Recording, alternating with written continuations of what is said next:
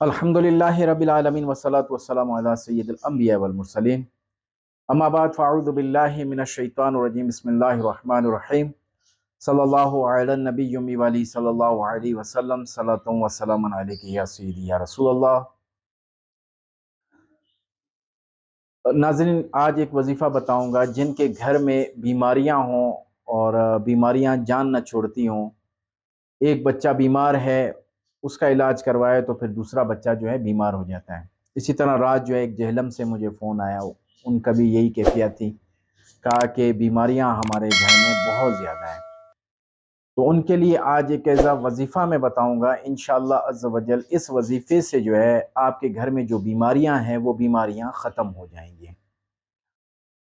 اب جن کو جو یہ زیادہ تر رابطے میں جو آتے ہیں نا، جو کہتے ہیں کہ ہمارے گھر میں بیماریاں نہیں جاتی، تو ان میں سب سے بڑا فقدان جو ہے وہ یہ ہے کہ وہ نماز پڑھتے ہیں، اور نہ ہی ان کے گھر میں کوئی قرآن پاک کی تلاوت ہوتی ہے، اور نہ ہی مسنون کوئی دعائیں پڑھی جاتی ہیں۔ دین سے دوری کے سبب جو ہے نا گھر میں یہ نوستیں ہوتی ہیں، اور اسی سبب سے جو ہے بیماریاں ہوتی ہیں گھر کے اندر۔ اگر کسی کو ہم یہ کہہ دیتے ہیں نا کہ روزانہ کم از کم قرآن پاک کا ایک رکوع پڑھ لیا کرو، کسی بھی نماز کے بعد صرف ایک رکوع پڑھ لیا کریں، تو آپ کو کسی وظیفے کی ضرورت نہیں پڑے گی۔ پھر ہمیں سامنے سے جو وہ شخص یہ کہتا ہے ہم نے تو قرآن پڑھا ہوا نہیں ہے،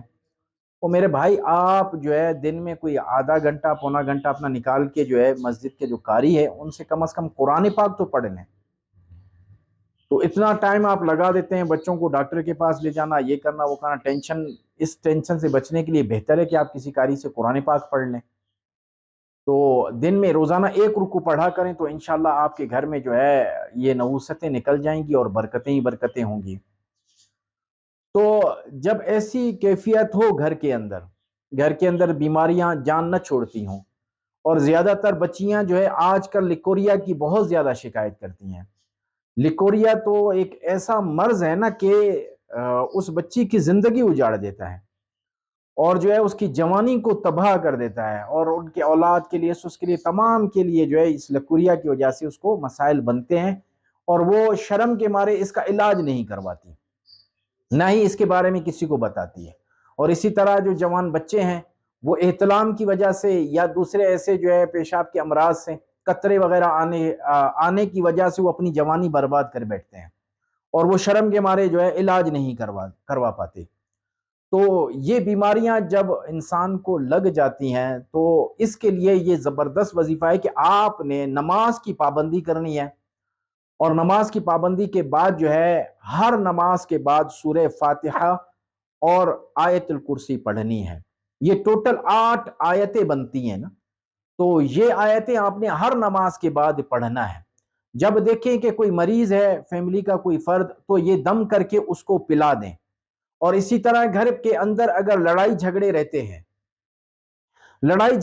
ہیں یا بچے نماز نہیں پڑھتے، بچے بد زبانی کرتے ہیں، والدین کے ساتھ بدتمیزی کرتے ہیں، یا جو مہمان ہیں ان کے ساتھ بدتمیزی کرتے ہیں، تو اس صورت میں بھی ان کے والدین جب نماز پڑھیں، نماز پڑھنے کے بعد سورہ فاتحہ آیت الکرسی پانی پر دم کر کے بچوں کو پلا دیا کریں، تو انشاءاللہ یہ لڑائی جھگڑے اور بیماریاں جو ہے آپ کے گھر سے نکل جائیں گی۔ اور یہ یاد رکھیں کہ جب بھی نیا چاند ہوتا ہے تو اس وقت جو ہے آپ ایک صدقہ اپنے پوری فیملی کی طرف سے کر کے دے دیا کریں، وہ آپ کی استطاعت کے مطابق ہے کہ جو دے سکتے ہیں، نہیں تو کم از کم ایک مرغی جو ہے